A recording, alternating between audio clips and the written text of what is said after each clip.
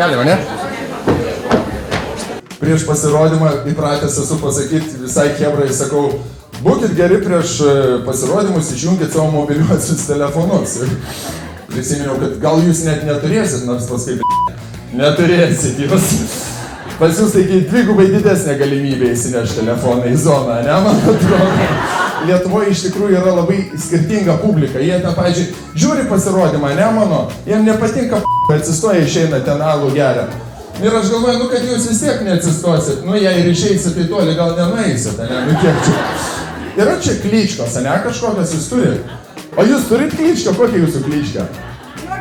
Džordžia, opa!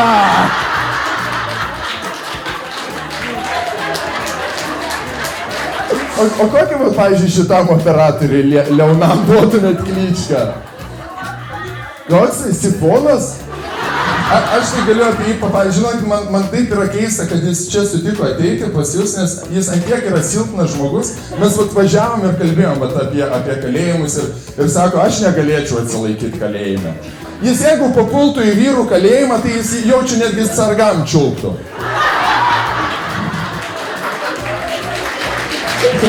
Čia iš tikrųjų Manto Katlerį yra mano labai gero draugo iš Panevėžio juokelis.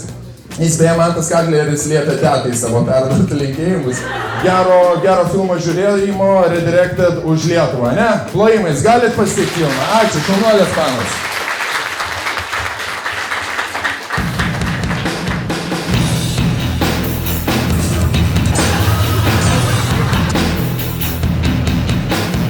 Jūs matėt Mindaugą ankstesniuose filmuose? O kaip jums rodė čia ir 0 ir 02?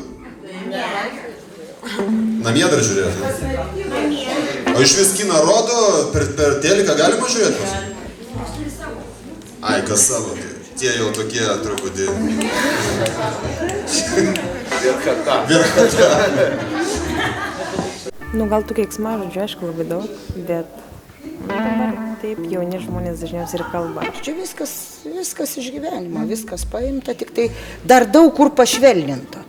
Nežinau, aktorių daug iš lietuvių yra, patinka. Tu patinka labai. Ačiū. Labai gerai praleidau laiką, pasiekiau senai, taip nesijuokiau. Panašiai kaip Zero, ką noriu pasakyti. Aš mačiau tokių visokių filmų per kompą. Labai žiauriai, ok. Nuo 2003 jau bausmę atlikinėjau, tai man įsivaizduokite, kaip atrodo šitas filmas. Aš jau nebenoriu į laisvę. Ne.